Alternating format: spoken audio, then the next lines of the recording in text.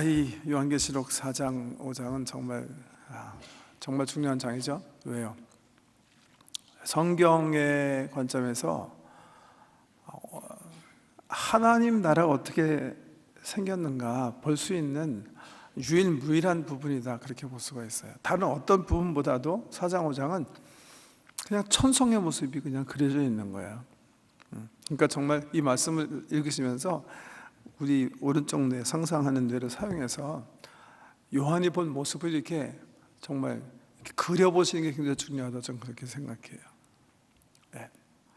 우리 쭉쭉 읽어나가면서 이제 말씀 설명드릴 텐데, 상상해 보세요. 어떻게 생겼는지. 자, 4장 1절 보세요. 이 일 후에 내가 보니, 지금 이 일 후라는 거는 지금 반모섬에서 우리 예수님께서 나타나셔서 사도에게 2장 3장에 걸쳐서 많은 말씀을 하셨어요. 이 글들을 적어서 7교회의 사자 종들에게 가서 전해라, 써서 보내라. 그 말씀을 다 마치신 후에 내가 보니 하늘에 열린 문이 있는데 내가 들은 바 처음에 내게 말하던 나팔 소리 같은 그 음성이 이르되, 이 음성은 누구예요? 1장 10절에서 이미 이 음성이 요한에게 말씀하셨어요. 그죠? 요한계시록 1장 10절을 보면 주의 날에 내가 성령의 감동이 되어 내 뒤에 나는 나팔 소리 같은 큰 음성을 들으니, 그 처음에 들었던 그 음성이, 근데 그 음성이 뭐였어요? 누구의 음성이었어요? 우리 예수님 음성이었어요.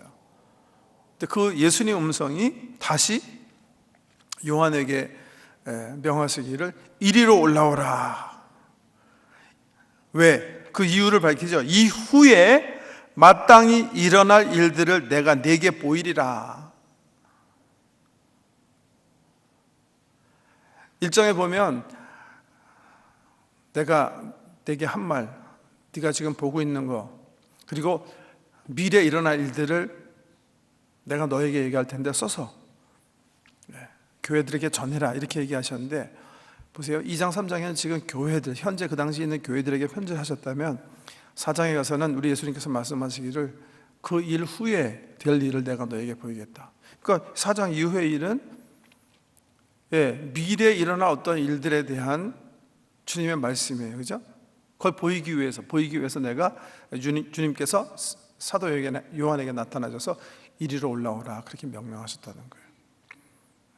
당연히 그랬으니까 요한은 어디로 가는 거예요?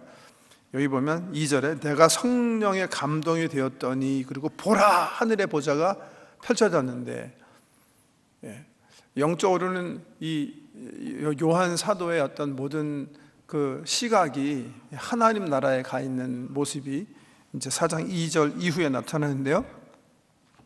그러니까 이 말씀 보면 당연히 누가 여기서 하나님 나라로 간 거예요? 요한이 간 거잖아요. 요한이. 근데 이 말씀을 가지고 말씀드린 것처럼 1년에 우리 교계의 일부 학자들이나 그 교회에서는 교회가 휴거된 거다, 그렇게 얘기한다는 거예요. 왜 교회가 휴거된 거라고 보는가? 2장 3장에 보면 교회라는 단어가 나오는데 4장 이후에 보면 교회가 없다는 거예요.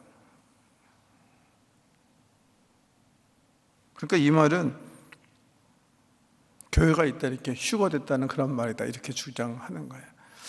미국의 어떤 사람이 휴거라는 랩처라는 책을 써가지고 엄청나게 파퓰러한 사람이 돼가지고 엄청나게 책을 많이 팔아먹고, 또 그게 우리 한국 교회에도 영향을 미쳐가지고 특별히 순복음교회 조윤교 목사님께서 이 부분을 교회 휴거라고 생각하셨기 때문에 그게 한국 교회에 아주 엄청난 영향을 미쳤다, 그렇게 말씀드렸어요. 다른 어떤 세계 교회보다도 우리 한국 교회가 이상하게 4장에서 우리 주님의 교회가 다 휴거됐다고 생각한다는 거예요. 휴거서는 바로 여기에 근거해서 얘기하는 거예요. 근데 우리 성도님도 한번 보세요. 여기 어떻게 교회가 올라간 거 흔적이 있어요? 아니, 교회가 올라갔으면 예수님께서 말씀하셨을 거 아니에요. 성도들아 다 이리로 올라가라 그랬을 텐데 그게 아니잖아요. 예수님께서 요한 사도에게 미래 될 일을 보게 하기 위해서 올라오라고 그러신 거잖아요. 말씀 그대로 봐야죠. 이런 걸 함부로 해석하면 안 되는데 그냥 막 해석하고 막 그림 붙이고 교회가 후고한 다음에 여기 남은 사람들 이제 큰일 났다, 이제 이제 큰 환란이 있을 것이고 많이 고생할 거다. 그때 이제 뭐 유대인들이 회개하고 이제 주님께 돌아온 일이 일어날지는 모르겠지만 여기 남아 있는 성도들은 이거 거의 뭐 축정해드리기 때문에 핍박 건드지 못하고 거의 뭐 될 거다. 그 다음에 한참 있다가 이제 환란 끝난 다음에 온다. 그런데 보세요, 이 요한계시록을 그렇게 해석할 수 없는 이유가 다른 성경에 그런 증거가 없잖아요. 다른 성경에 우리 예수님께서 감남산에서 마태복음 13장이나 마태 24장 보면 장차 될 일을 제자들에게 말씀하시는데요. 물론 그 이유는 뭐였냐면 우리 예수님께서 이제 예루살렘이 곧 이 성이 다 무너질 것이다. 너희가 이게 막 좋아하는 이 성전이 돌 위에 돌 하나 남지 않고 다 무너질 것이다 얘기하니까 제자들은 주님 다시 오실 때 일어나는 그 얘기하시나 보다 하고 묻죠. 언제 그런 일이 일어날 겁니까? 주님 오실 때 어떤 징조가 일어납니까? 그러니까 주님께서 두 가지 약간 혼동되어 있는 제자들에게 말씀하세요. 올리브 디스코스예요. 올리브 계시록이죠. 감람산 계시록. 거기 보면 교회는 분명히 핍박 속에 있는 거예요. 그러니까 다른 성경 관점에서, 다니엘서 관점에서도 마찬가지고 에스겔 관점에서도 마찬가지고 그렇게 해석할 수 있는 다른 성경의 근거도 없고 이 성경 말씀도 그렇게 얘기하지 않는데 단지 하나, 4장 이후에 교회라는 단어가 안 나온다. 그러니까 교회는 벌써 이 4장 1절에서 뜬 거다. 그렇게 주장하는 극소수의 교계 사람들인데 그게 엄청나게 환경에 영향을 미치는 거예요. 성경에 보면 안 써있다고 제가 말씀드리려고 하는 거예요. 그렇게 안 써있잖아요. 지금 요한이 올라간 거잖아요. 요한이 올라간 거로 보면 되는 거예요. 상상력을 발휘해서 나중에 4장 이후에 교회라는 단어가 갑자기 안 나오기 시작하니까 이건 다 올라간 거다. 그렇게 기발난 상상력을 사용해서 억지 주장을 할 필요가 없어요. 왜? 다른 성경에 그런 근거가 없기 때문에 그래요. 다른 예를 들면 바울의 가르침에도 마찬가지고 예수님 말씀하신 미래의 일도 마찬가지고 그런 것을 얘기하신 적이 없거든요. 근데 계시록에도 없는데 그걸 만들어내면 되겠습니까, 여러분? 근데 참 불행하게 주로 계시록에 대해서 내가 비밀 알았다. 책을 쓰시는 분들은 거의 다 여기를 휴가라고 보는 거예요. 그게 문제예요. 그래야 책이 팔리나 보죠. 너무 혹평하는 건가요, 제가? 오케이. 2절. 내가 곧 성령에 감동되었더니 이제 하나님 모습이 보이니까 보라, behold, 감탄문입니다. 하늘의 보좌를 베풀었고 그 보좌 위에 앉으신 이가 있는데 이것도 굉장히 중요한 말입니다. 이 글을 이 소아시아 교회에서 받을 때 로마 교회가 아니죠. 로마 제국이 교회를 얼마나 핍박했는지 모릅니다. 로마 황제들이 자기네가 보좌에 앉아가지고 마치 자기네가 역사를 주관하는 것처럼 이게 참 이 무식한 이 기독교인들이 이거 나를 숭배해. 나 숭배 안 하면 너희는 내가 다 죽여. 내가 역사의 주인이야. 이런 관계 속에 있었거든요. 그런 속에서 우리 성도들이 죽어갔어요. 사자굴에서도 죽고 화형당해서 죽기도 하고 십자가에 처형당하기도 하고. 로마 사람들은 그렇게 생각했을지 몰라요. 교황들은 그렇게 로마 제국 황제들은 내가 역사의 주관자라고 생각할지 몰라요. 사람들은 그렇게 생각할지 몰라요. 그런 세상에게 지금 우리 주님께서 요한을 통해서 보여주시는 거예요. 정말 보좌에 누가 앉아있는지, 역사의 주관자가 누구인지. 하나님이시죠. 여호와 하나님이 역사를 주관하신다는 거예요. 보좌에 앉으신. 앉으신 이의 모양이 벽옥, 홍보석, 무지개가 있어 보좌에 들렸는데 그 모양이 녹보석 같더라. 그 찬란하신 영광과 순결함과 그 고결함과 그 위엄이 그냥 너무나 굉장해서 요한 사도가 이런 그냥 막 보석들로 이렇게 표현하는 거죠. 뭐 다이아몬드 같고 녹보, 뭐 사파이어 같기도 하고, 뭐 이런 홍보석 같기도 하고 그 주님의 모습이 그냥 크더라 표현하는 거야. 4절 또 보좌에 둘려 24보좌들이 있고 그 보좌들 위에 24장로들이 흰옷을 입고 머리에 금 면류관을 쓰고 있더라. 24장로는 구약의 성도 12지파의 대표 또 신학의 12제자라고 볼 수가 있는데 그러므로 이 사람네는 성도들의 대표의 어떤 상징성을 가진 사람들이다 볼 수가 있어요. 근데 이걸 보고서 이게 누굴까? 나도 24 중에 한 명 됐으면 좋겠는데, 그런 망상을 하지 마시고 오히려 성도들의 모습이 얼마나 영광스러운 걸 보면 되는 거예요. 이게 성도들 대표하는 거예요. 뭐 이 사람 내가 특별히 잘나가지고서 24 거기 있는 거 아니고, 성도들을 대표하는 어떤 무리들이 흰 옷을 입고 금면류관을 쓰고 말이죠.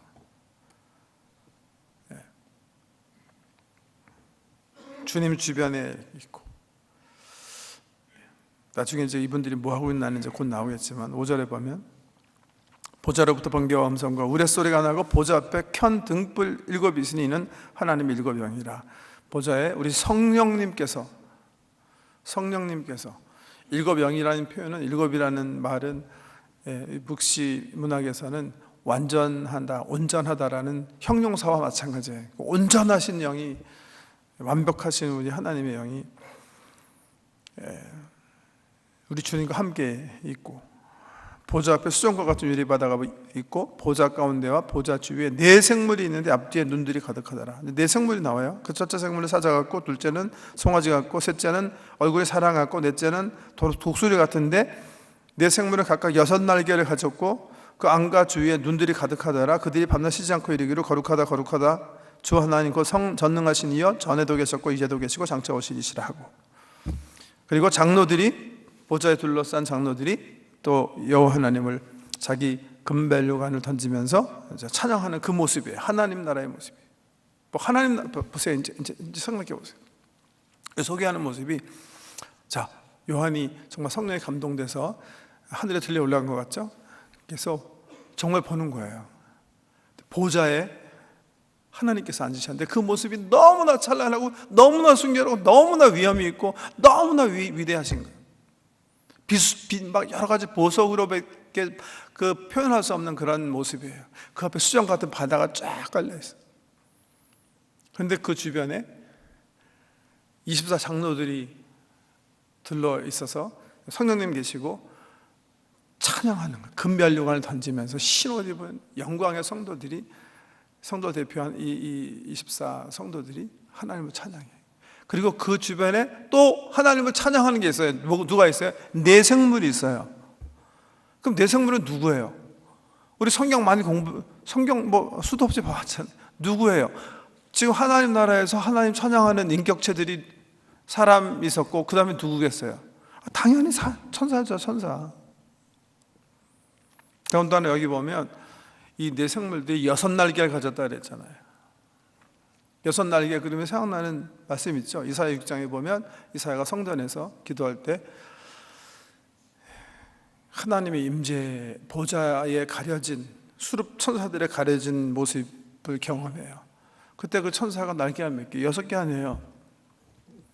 네. 2날개로는 감히 하나님의 위엄을 볼 수 없어서 눈을 가리고 있고, 2날개로는 사역과 2날개로는 찬양한다 그러죠, 보통 설명할 때. 근데 이런 것도 너무나 그냥 막 신비하게 생각해서, 이 네 생물은 복음서다. 사자는 마태복음이고, 송아지는 뭐 마가복음이고, 인자가 많이 나오는 누가복음은 사람 얼굴이고, 하나님에 대해서 가장 높은, 그러니까 뭐 하이 크리스톨로지라는 건 뭐라 그래야 되죠? 우리 예수님의 신성에 대해서 가장 많이 얘기한 요한복음은 독수리다. 나이스 트라이. 성경적인 근거는 없는 것 같아요, 제가 볼 때는. 어거스틴이 그렇게 생각하는 모양인데, 그냥 있는 그대로 하나님 찬양하는 인격체들이에요. 그리고 6장에 보면 이 생물들이 소리를 질러요. 명령을 해요. 하나님 명령대로 역사를 주관해요. 그 천사라고 생각하는 거죠. 그래서 기본적으로 5장에 소개하는 하나님 나라의 모습은 보좌에 앉으시는 영광스러운 아버지 하나님 중심으로 우리 사람 성도들과 천사들이 찬양하는 그런 모습이에요. 그 모습과 위엄과 그 영광이 너무 찬란해서 정말 사람의 언어로 표현할 수 없는, 그래서 여러 가지 상징어들로 표현하고, 24 장로들이 감히 서 있지 못하고 엎드려서 금멸관을 던지면서 하나님을 찬양하는 그런 멋진 모습입니다. 자, 5장 넘어가겠습니다. 오늘 좀 5장, 6장까지 조금 시간이 되는 대로 하려고 그러는 이유는 다음 주일이 24일 성탄 전야라 수요 예배 없고 또 31일이 수요 예배가 없기 때문에 하는 데까지 하고, 또 촌장님들 계시면 그 두 주도 제가 뭐 유인물 같은 거 준비해 왔는데 좀 하실 수 있게 준비해 드리도록 하겠습니다. 5장 보세요. 근데 보세요. 지금 우리 요한이 하나님 나라로 들려 올라갔어요. 성령의 감동 가운데. 근데 정말 여러분이 요한이라면 하나님 나라 갔어요. 정말 보고 싶은 사람이 누구겠습니까? 아니, 여러분 사도 요한이라고 생각해 보세요. 있죠? 누구예요? 예수님이죠. 일단 예수님과 3년 동안 같이 했었잖아요. 근데 보좌에 하나님 계시고 성령님 계시고 천사 있고 다 있는데 자기가 정작 만나고 싶은 예수님 안 계시는 거예요. 네.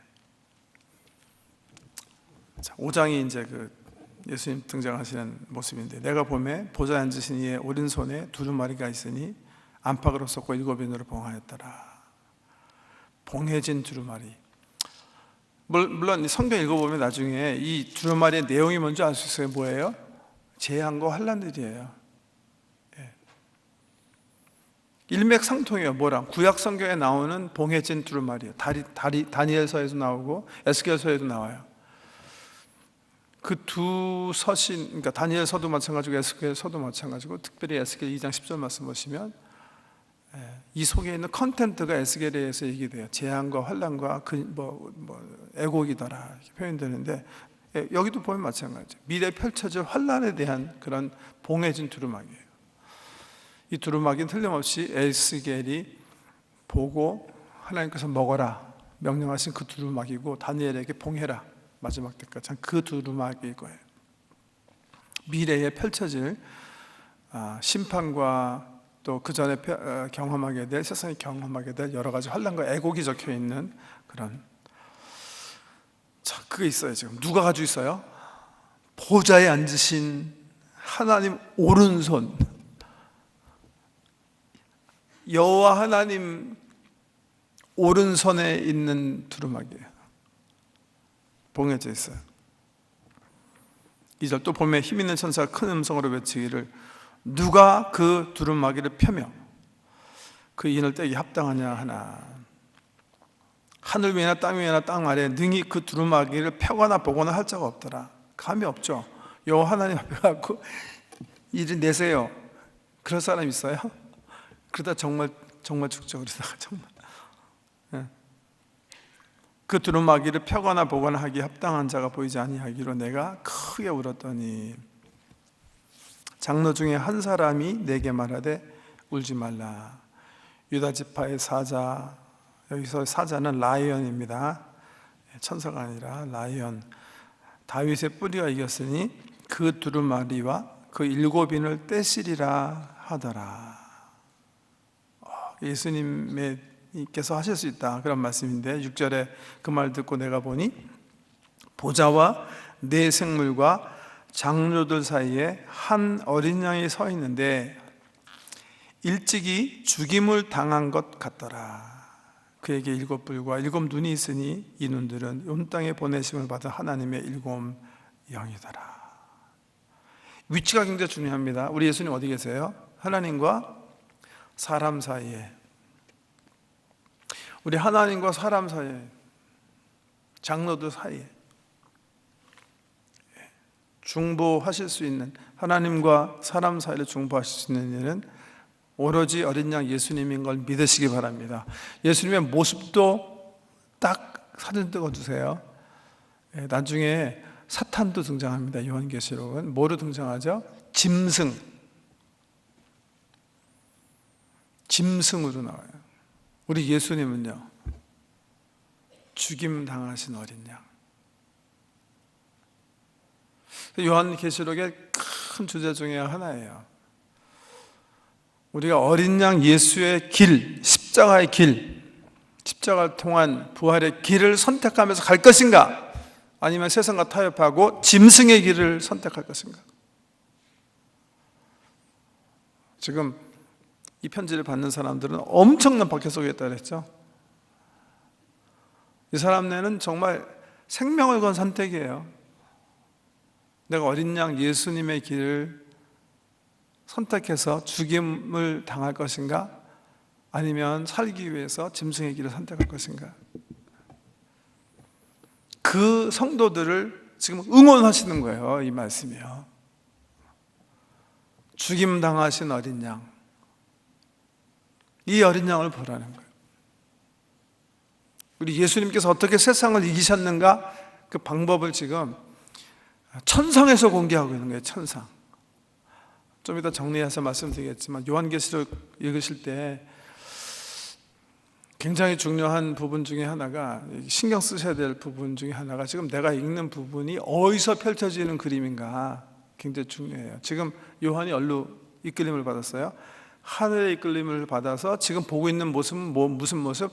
하늘에서 펼쳐지는 그림들이에요. 하늘에서 펼쳐지는 그림이, 지상에서 펼쳐지는 그림 아니, 하늘에서 지금 펼쳐지고 있습니다. 그 하늘 보좌에 우리 예수님께서 나오셨는데, 죽임당하신 어린 양의 모습.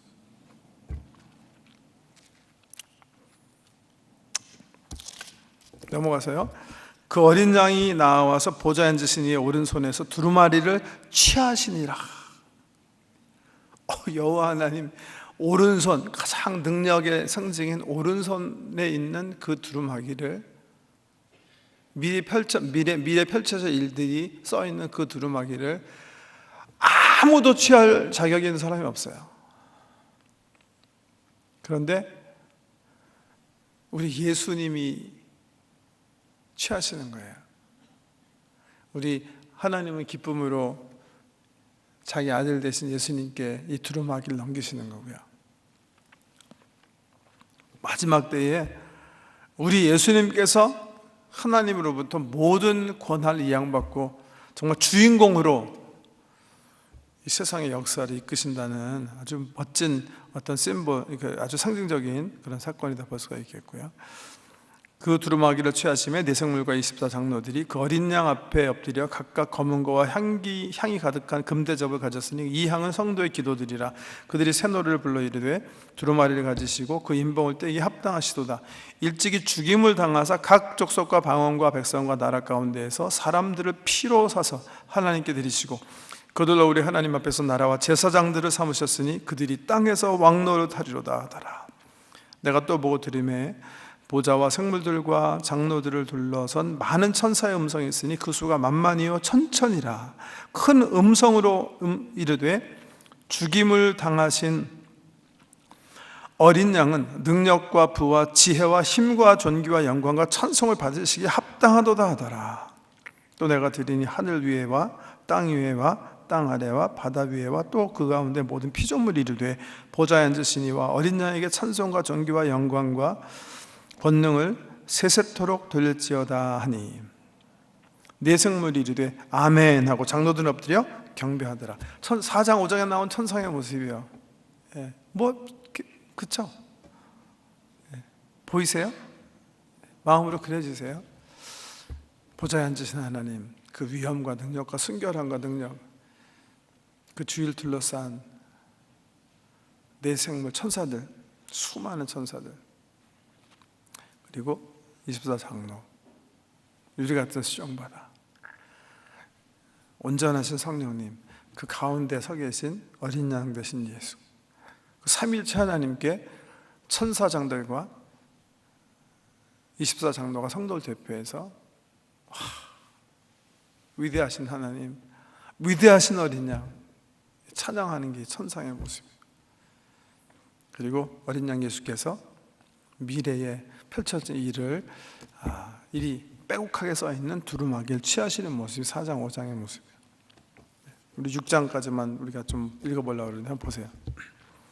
내가 보면 어린 양이 7인 중에 하나를 떼시는데 그때에 내가 들으니 네 생물 중에 하나가, 천사 중에 하나가, 천사장이라고 볼 수 있겠죠, 하나가 우레 소리같이 말하되 오라 하기로.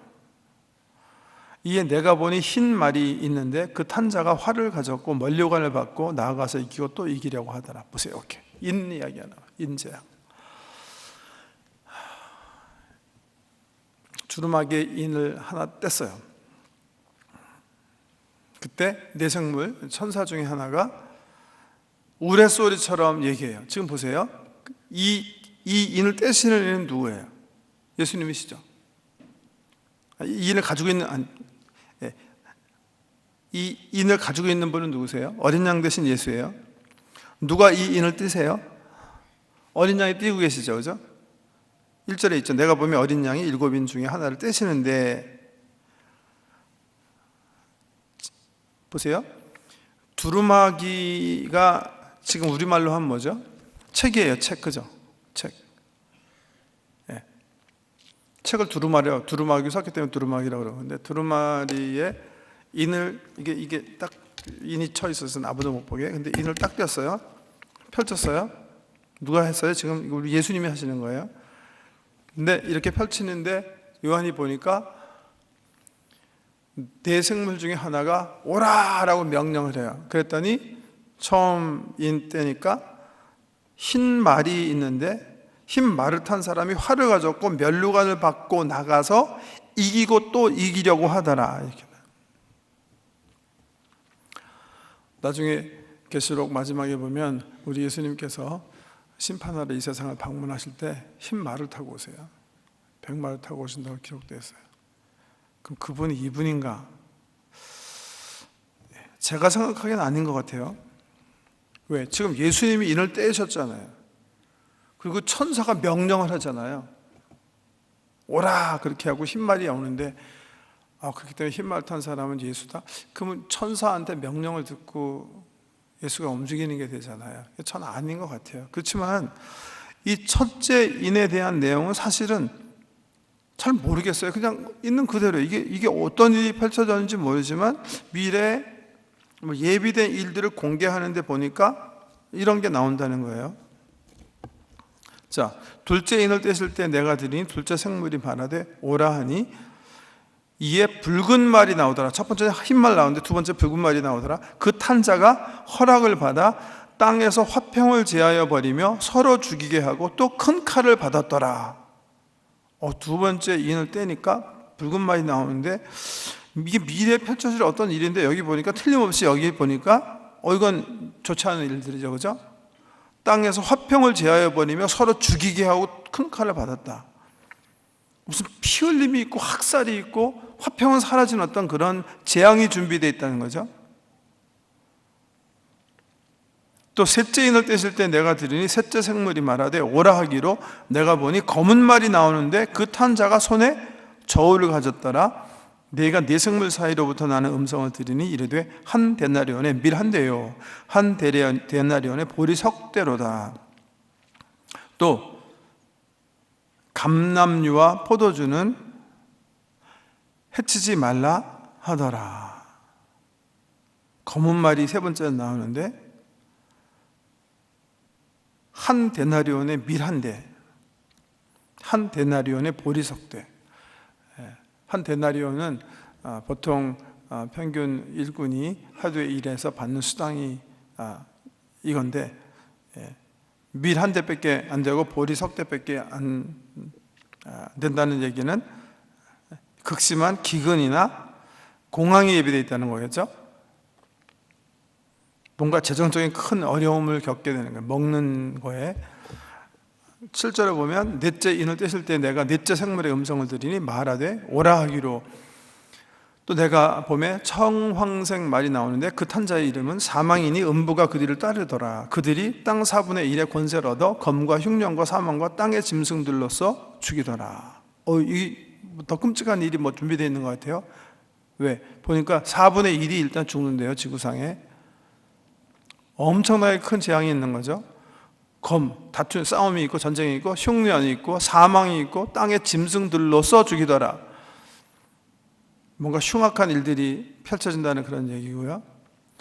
9절 보면 다섯째 인인데 다섯째 인을 떼실 때에 내가 보니 하나님의 말씀과 그들이 가진 증거로 말미암아 죽임을 당한 큰 영혼들이 제단 아래에 있어 큰 소리로 불러 이르되 거룩하고 참되신 대주제여 땅에 거하는 자들을 심판하여 우리 피를 갚아주지 아니하시기를 어느 때까지 하시려 하시나이까 하니 각각 그들에게 흰 두루마기를 주시며 이르시되 아직 잠시 동안 쉬되 그들의 동무종들과 형제들도 자기처럼 죽임을 당하여 그 수가 차기까지 하라 하시더라.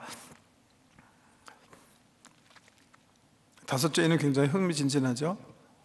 하나님 제단 밑에 말씀을 증거하다가 말씀대로 산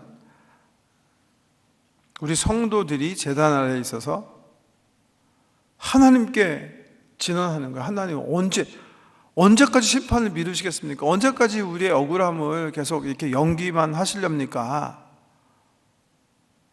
빨리 심판하셔야 되지 않습니까? 이렇게 진언하고 있다는 건데, 그거에 대해서 주님이 대답하시기를 조금만 더 기다려라. 이제 곧 한다. 그렇게 대답하셨다는 거예요. 이 말씀으로 미뤄보면 아직은 우리 주님께서 보복적 심판을 하시지는 않는 것 같죠, 그죠?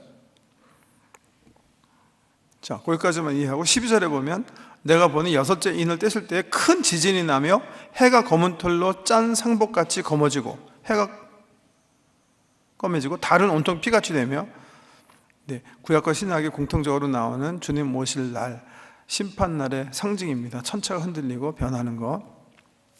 하늘의 별들이 무화과 나무가 대풍에 흔들려 설익은 열매가 떨어지는 것 같이 땅에 떨어지며, 하늘은 두루마기가 말리는 것 같이 떠나가고 각 산과 섬이 제자리에서 옮겨지매, 땅의 임금들과 왕족들과 장군들과 부자들과 강한 자들과 모든 종과 자유인이 굴과 산들의 바위 틈에 숨어 산들과 바위에 말하되 우리 위에 떨어져 보좌에 앉으신 이의 얼굴에서와 그 어린 양의 진노에서 우리를 가리라. 그들의 진노의 큰 날이 이르렀으니 누가 능히 서류하더라.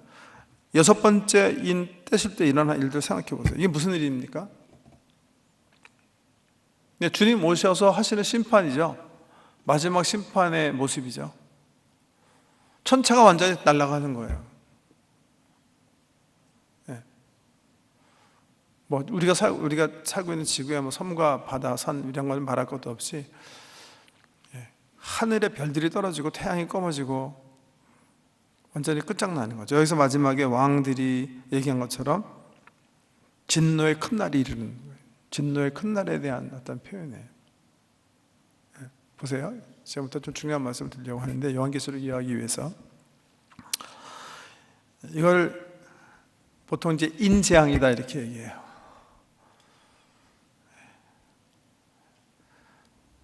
만약의 경우에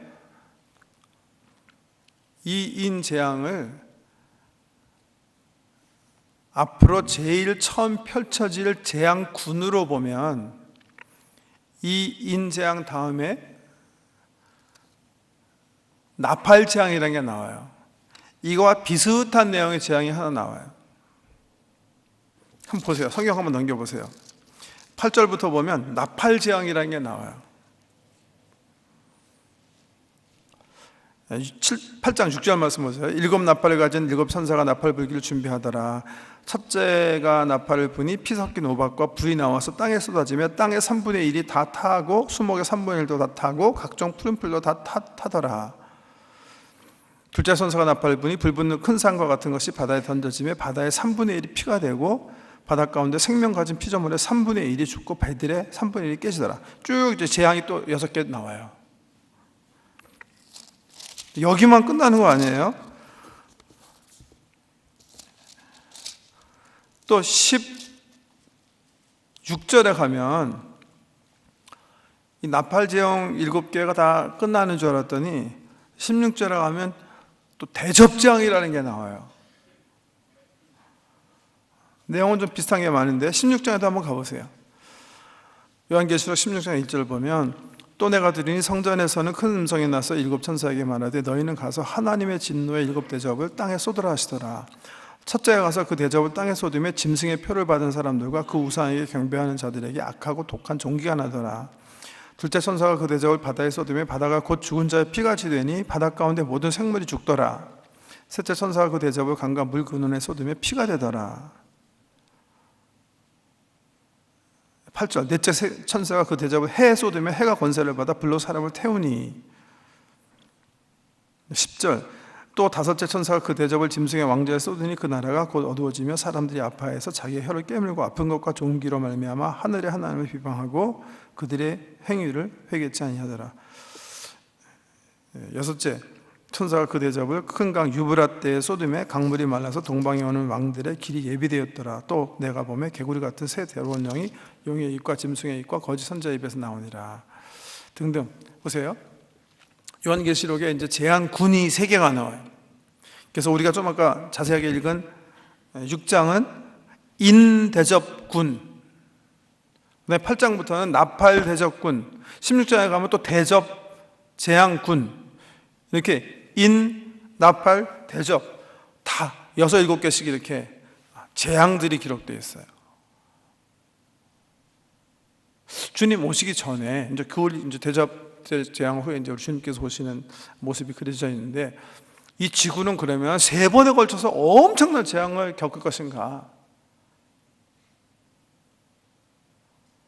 이 말씀을 도무지 어떻게 해석해야 되는가? 그럼 인재양 6장 그 6번째 재앙 보면 우리 주님께서 오실 때 그 진노의 날이 임해서 막 산들이 움직이고 하늘에 별이 떨어지고 막 천체가 막 그냥 말려 나가고 하는 그런 모습이 그려져 있는 게 이렇게 공개가 됐는데, 그거 한 다음에 또 나팔장부터 시작해서 뭐 바다 뭐 망가지고 뭐가 천체 떨어져 갖고 죽고, 또 그거 한 다음에 또 대접 재앙이 일어나 가지고 또 한 번 3번에 걸쳐서 막 엄청난 고난을 이 지구가 겪게 될 것인가? 그렇다 그렇게 생각하시는 분들이 계세요. 그거를 이 계시록의 이 이 재앙군을 연속적 사건으로 해석하시는 그런 분들이세요. 그런 분들도 꽤 많으세요. 그게 한 반 정도가 그렇게 이해하세요. 근데 그렇게 이해하지 않고, 이거는 연속적 사건이 아니라 병행적 설명이다, 한 재앙군의 사건의 병행적 설명이다, 이렇게 본 분들이 계세요. 저는 후자라고 생각해요. 왜냐하면 제 생각에는 제가 이렇게 말씀을 보면 성경이 충분하게 그런 이유를 얘기하고 계시는 거예요. 특별히 히브리 문학을 해보면 그 이유를 분명히 알 수가 있는데, 성경에 보세요. 여러분, 봉인된 책을 띄어서 보여줬다 하는 말은 문자 그대로 어떻게 이해해야 돼요? 미래에 지금 계획되어 있는 것을 처음 공개한다는 뜻이에요. 이게 지금 당장 일어난다는 뜻이 아니거든요. 지금 우리 하나님께서 미래에 이런 재앙으로 마지막에 이 세상을 심판할 계획을 갖고 계세요. 그게 지금 두루마기에 빽빽하게 써 있는 거예요.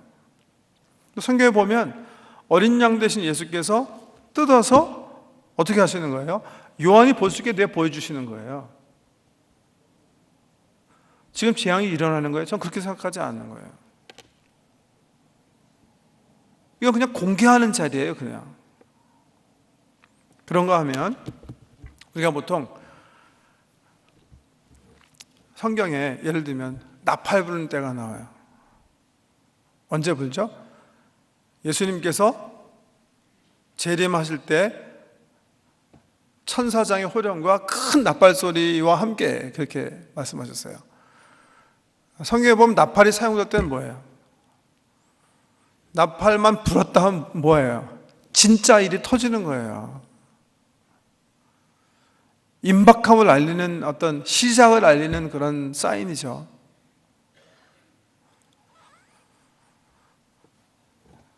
대접은요, 마지막에 보면 대접을 요한이 보는데, 이 대접을 천사들이 이렇게 쏟아 붓는 거예요. 세상에 대접을 쏟아 붓는다는 것은 뭘 의미하는 거예요? 그건 정말 재앙이에요. 그래서 또 학자들 가운데 한 40% 이상은 이거를 병행적 설명으로 봐요. 근데 저는 성경을 요한계시록을 여러 번 이제 읽어보면서 저는 병행적 이해가 옳은 이해라고 점점 더 확신이 가요. 그렇지만 점진적으로 우리는 죽어도 보겠다, 할 수 없는 거고요. 의견의 차이인데요. 왜 점진적으로 봐야 되나는 이제 우리 여기 주로 촌장님들이 계시니까 이제 마지막 요한계시록을 읽는 방법, 제가 요한계시록 처음에 얘기할 때 그렇게 말씀드렸죠. 계시록은 읽혀지기 위해서 쓰여진 책이다. 해석하기 위해서 쓰여진 책이 아니다. 읽기만 해도 충분하게 은혜 받고 우리가 어떻게 주님의 재림을 준비해야 될지 분명히 말씀하시는 책이기 때문에 다른 해석이 필요 없다. 그렇게 말씀드렸어요. 그래서 어떻게 읽어 나가야 될까, 어떻게 이해하는 게 좋을까 이제 도움을 드리기 위해서 제가 좀 지금 시간이 조금 많이 경과했지만 같이 좀 이렇게 정리하는 의미에서 좀 켜주세요. 슬라이드요. 네, 손장님들은 끝나고 나면 제가 이거 핸드아웃 드릴게요. 받아가세요. 제가 그 사무실에 거기다 인쇄만 해놓고 안 가져왔는데 누가 나중에 예배 끝나면 좀 갖다 주시고요. 네, 인나팔 재앙 어떻게 이해해야 되나? 그 다음에 한 넘겨보세요. 처음에 저 중요한 건 계시록을 읽으면서 기억해야 할 원리들이에요. 첫 번째, 아는 것 중심으로 읽어가자. 모르는데 억지로 해석하지 마세요. 아까 흰말 같은 경우요, 뭐라고 얘기하셨냐면 내가 보니 흰말이 있는데 그 탄자가 활을 가졌고 면류관을 받고 나아가서 이기고 또 이기려고 하더라. 보세요. 지금 요한이 보니까 흰말을 탔는데 어떤 사람이 흰말 위에 있는데 그 사람이 나가서 이제 면류관을 잡고 막 이기려고 애를 썼다. 더 해석이 없잖아요. 그냥 넘어가세요. 흰색은 핀란드 국기 색깔이다. 뭐 이런 이상한 상상을 하지 마시고 그냥 넘어가시라고요. 안 써 있으니까. 이걸 뭐 억지로 구약 성경이나 이쪽 성경 갖다가 막 빼쳐 맞힐 필요가 없어요. 보통 예배 시간에 읽어서 이해가 되면 되는 거, 안 되면 그냥 지나가는 것처럼 지나가는 거예요. 상관없어요. 아는 것 중심만 읽어도 충분하다. 두 번째 초점은요, 하나님께서 이 말씀을 왜 우리에게 주셨는가에 초점을 맞추자. 우리의 호기심에 초점을 맞추면 안 되고요. 왜 이 말씀을 우리에게 주셨는가. 창세기도 마찬가지예요. 왜 이 말씀을 이스라엘 백성들에게 주셨는지, 또 이스라엘 백성을 통해서 우리에게 주셨는지 초점을 거기다 맞춰야 돼요. 그게 성령께서 우리에게 쓰신 편지의 목적이기 때문에 거기다 맞춰야 되는데, 이거 가지고서는 우리의 어떤 호기심을 채우기 위해서 이걸 과학 서적이라고 생각하고 막 따지고 연구하고 뭐 이상한 방향으로 막 논쟁을 벌이고 그러면 안 된다는 거예요. 이거는 하나님께서 종들을 통해서 하나님 백성들에게 주신 계시의 책이니까, 왜 하나님께서 백성들에게 이 책을 주셨는가, 왜 종들을 통해서 이런 말씀 하셨는가, 여기에 딱 포커스를 가지고 읽는 게 굉장히 중요하다. 세 번째 굉장히 중요한 말인데요, 계시록은요 시간의 순서에 따라 기록된 내용이 아니에요. 4장 이후부터, 6장 이후부터 이제 미래에 펼쳐질 일들을 기록됐다 했기 때문에 무조건 순서대로 이렇게 적어야 된다, 당연히 그럴 거 아니냐. 그렇지 않아요. 어떨 때는 과거, 정말 이 지구가 글쎄 하나님께서 인류를 아담과 하와가 역사를 시작하기 전에 일어난 일들도 얘기하세요. 중간에 보면 또 미래 펼쳐질 얘기도 얘기하세요. 묵시 문학의 특징이 어떨 때는 그냥 천상에서 아주 이후에 펼쳐질 그림을 보여주세요. 그리고 갑자기 지구에서 이전에 벌어졌던 일들을 보여주세요. 그 순서대로 그냥 계시록은 그렇게 적은 거예요. 그러니까 이 계시록 전체가 이게 시간 순서대로 적혀있다 그렇게 생각하시면 안 돼요. 읽으실 때 예를 들어 볼게요. 요한계시록 12장 한번 넘겨보세요. 유명한 장인데 요한계시록 12장에 보면 하늘에 큰 이적이 보이니 해를 옷 입는 한 여자가 있는데 그 발 아래에는 달이 있고 그 머리에 12별의 관을 썼더라. 그 여자가 아이를 베어 해산하게 되매 아파서 애를 쓰며 부르짖더라. 보통 이제 나중에 우리가 공부하겠지만 구약교회가 예수 그리스도를 잉태하기 위해서 해산의 수고를 하는 그런 모습을 그렸다 이렇게 보는데요. 3절 하늘에 또 다른 이적이 보이니 보라 한 큰 붉은 용이 있어 머리가 7이요 뿔이 10이라. 그 여러 머리에 7 연관이 있는데 그 꼬리가 하늘의 별 3분의 1을 끌어다가 땅에 던지더라. 용이 해산하려는 여자 앞에서 그가 해산하면 그 아이를 삼키고자 하더니.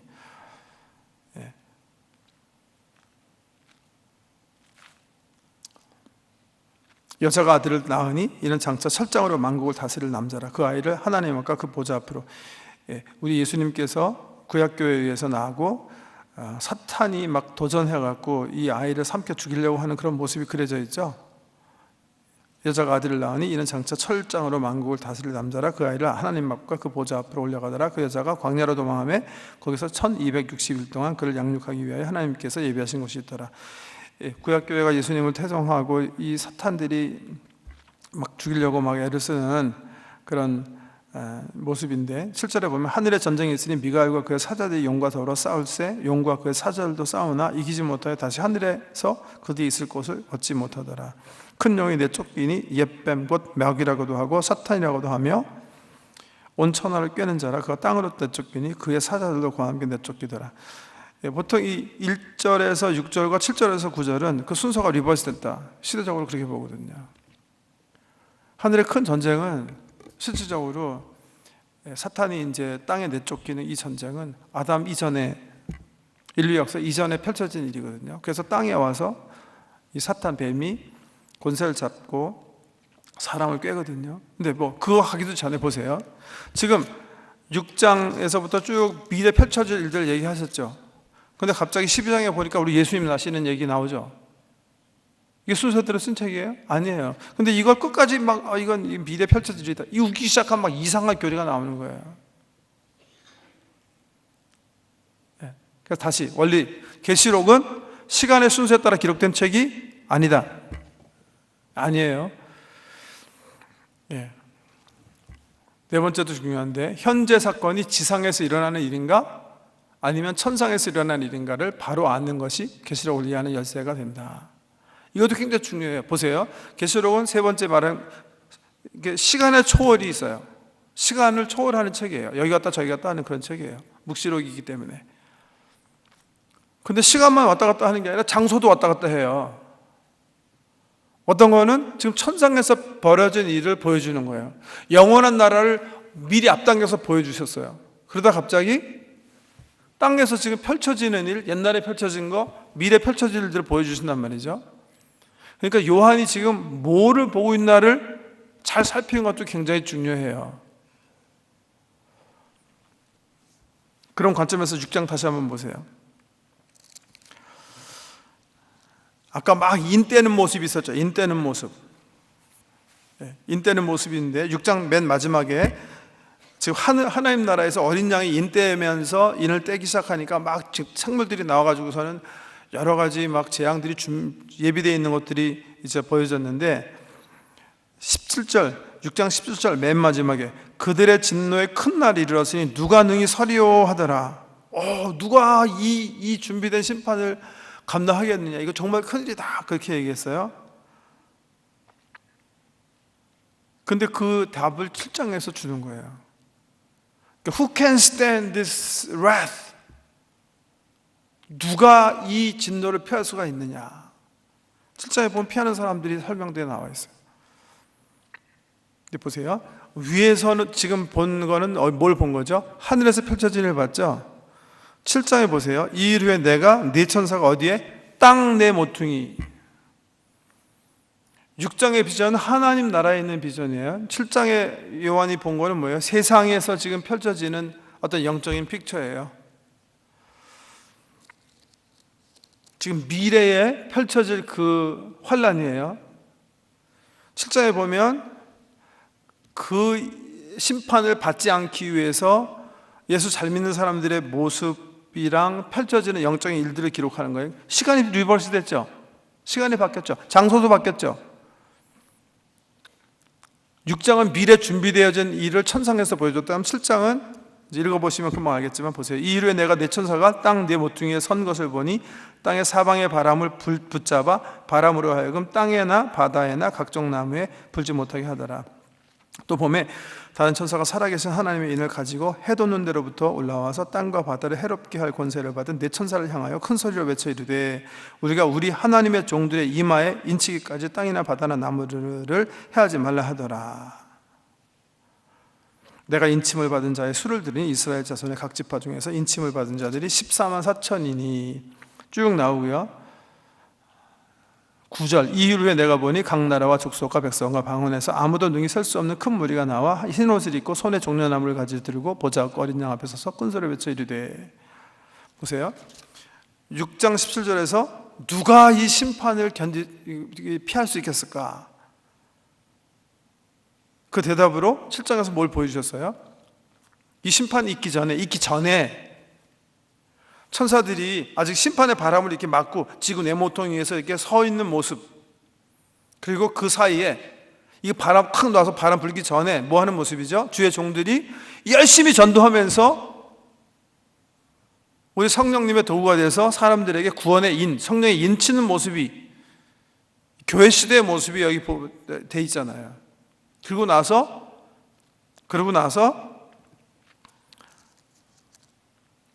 내가 인침을 받은 자의 수를 들으니 그러면서 이 인을 쳐졌기 때문에 심판을 견딜 사람들의 모습이 소개가 되어 있는데 4절부터 이후에는 뭐가 나와요?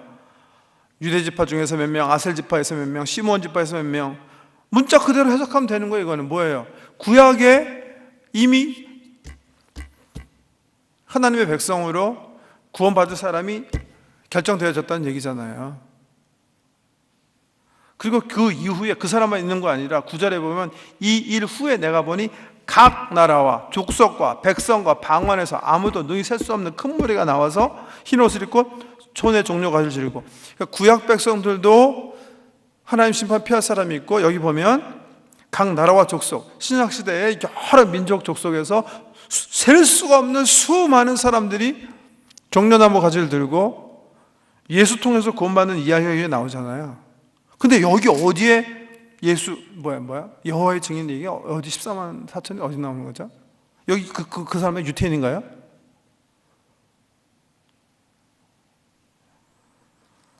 그냥 있는 그대로 보면 되는 거예요, 성경을요. 구약의 유태인들이 구원받을 거예요. 구약 시대에도 있어요. 그런가 하면 우리 신약 시대에 천사들이 심판을 막고 서 있는 동안에 교회가 열심히 선교하고 전도해서 셀 수 없이 수많은 사람들이 구원받게 될 거라는 거예요. 네. 그 얘기잖아요. 그 얘기 말고, 왜냐하면 14절에 설명이 나오거든요. 내가 말하기를 내 주여, 아니 13절 장로 중 하나가 응답하여 나에게 이르되 이 흰옷 입은 자들이 누구며 또 어디서 왔느냐. 왜냐하면 9절 이후에 흰옷 입은 사람 봤거든요. 14만 4천 정해진 구약의 각 12지파에서 나온 그 사람만 본 게 아니라 흰옷 입은 사람을 봤잖아요. 그러니까 물어보는 거예요. 이렇게 많은 흰옷 입은 사람이 누굽니까? 그랬더니 장로 중 하나가 나에게 이르되 이 흰옷 어디에 왔느냐.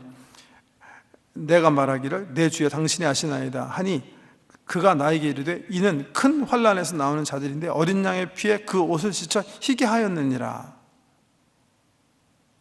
끝까지 신앙 버리지 않고 예수 믿는 사람이라고 설명했죠, 다. 예.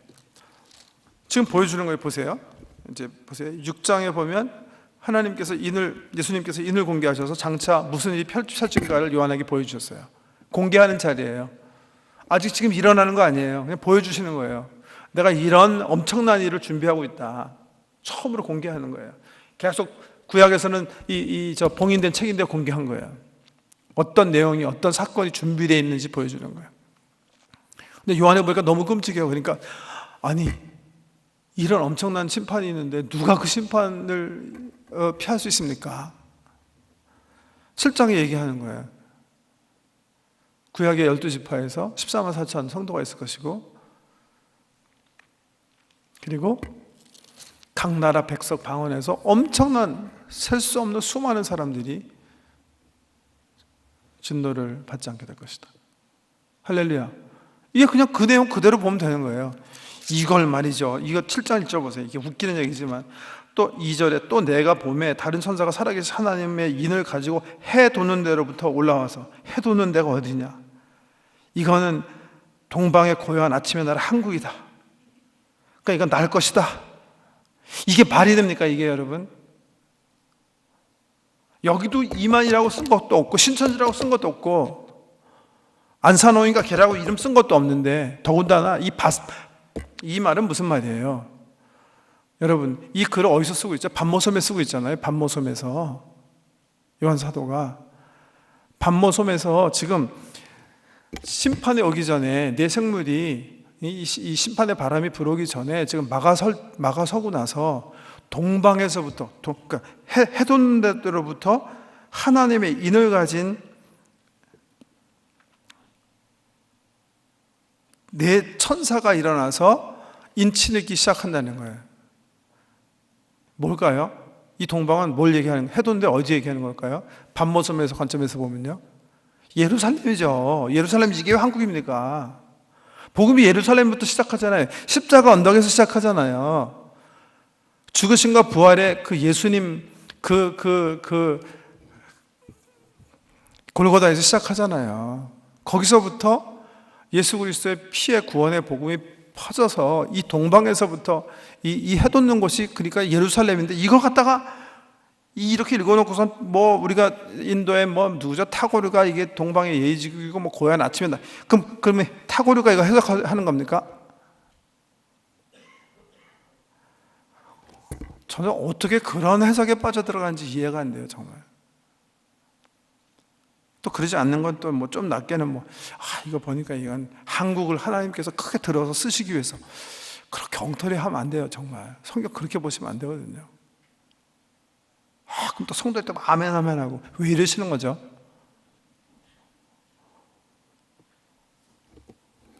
성경은 그런 해석에 대해서 엄중하게 경고하고 있는 거예요. 절대 그러지 말라고. 정말 어리석은 거 아닙니까, 여러분? 성경 있는 대로 그냥 보고 읽어 나가시면 돼요. 있는 그대로. 더 이상 붙일 것도 없고요. 해석하시려면 요한 사도가 이 글을 쓰는 그 환경, 거기에 오히려 더 생각하시는 게 더 옳아요. 이거 갖다 우리 환경에 막 갖다 붙이지 말고. 오케이. 자, 네 가지요. 계시를 읽으면서 기억해야 될 원리. 아는 것 중심으로 읽어가자. 왜 주셨는지. 두 번째는 계시록이 공간도 초월한 책이고 왔다 갔다 하고 또 시간도 왔다 갔다 한다. 억지로 순서대로 썼다고 우기지 말자. 장소도 왔다 갔다 하고, 어떨 때는 막 미래에 펼쳐질 천상을 보여주고, 어떨 때는 그 옛날에 과거에 그 사이에 있었던 일들, 지금 우리 본 것처럼 그렇게 보여주기도 하고, 미래로 가기도 하고, 다 과거로 왔다 갔다 한다. 정신 차리고 읽어야 되겠죠, 그죠? 오케이, 빨리 넘어가 보세요. 그 다음에 자, 계시록 6장 16절에 대략의 얘기예요. 일곱인 재앙, 죄송합니다. 다음 주에 수요 집회가 없기 때문에 우리 촌장님들과 여러분의 이해를 돕기 위해서 그냥 잠깐 5분 안에 끝낼게요. 아까 우리가 봤죠? 일곱인 재앙이 있고, 일곱 나팔 재앙 나오고, 일곱 대접 재앙이 나와요. 그 사이에 삽입장들이 있어요. 7장은 고난과 핍박을 극복한 하나님 백성들이 그 영광의 구원을 찬양하는 그런 이야기가 나오고, 예배 모습이 나오고요. 주로 다 예배 모습이에요. 나팔 재앙과 대접 재앙 사이에는 교회가 열심히 복음 사역하는 거, 또 악과 충돌해서 싸우는 하나님 백성들의 모습이 이렇게 삽입장으로 나오는 거예요. 어떤 학자들은 삽입장이 더 중요하다 그렇게 얘기하는데요. 자, 보세요. 아까 얘기한 대로 재앙군이 3개가 있어요. 일곱 재앙, 나팔 재앙, 대접 재앙 나오는데, 넘기세요. 이게 연속적인 사건인가 아니면 병행적인 것인가? 연속적인 사건이란 7인의 재앙 다음에 7 나팔 재앙이 이어지고 그 외 7 대접의 재앙이 연속적으로 이어진다는 견해이다.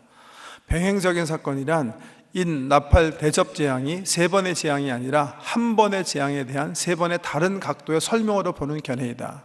오케이, 이해하셨죠? 설명드렸고요. 넘어가고, 바른 해석을 위해 히브리인들에게 인과 나팔과 대접이 무엇인가를 이해하는 것이 중요하다. 말씀드린 바예요. 이는 뭐예요? 떼서 열어 보여준다는 거예요. 심판의 내용을 역사에 처음 공개하는 자리 얘기하는 거예요. 나팔은요, 사건이 터지기 전에 사건을 알리는 소리예요. 시작을 알리는 의미에서 나팔을 항상 불다라는 단어와 같이 쓰여 있고요. 이는 항상 뗀다라는 단어가 쓰여져요. 대접은 쏟아붓다라는 단어와 함께 쓰여지는 거고요. 진행되고 있다는 의미이기 때문에. 대접은 역사 가운데 행하시는 하나님의 심판의 진행 이야기다. 오케이. 그 다음에요. 병행적 사건으로 보아야 하는 이유. 여섯째 인, 우리가 좀 아까 읽어봤죠? 진노의 날에 대한 거. 일곱째 나팔, 역시 진노의 날에 관한 거예요.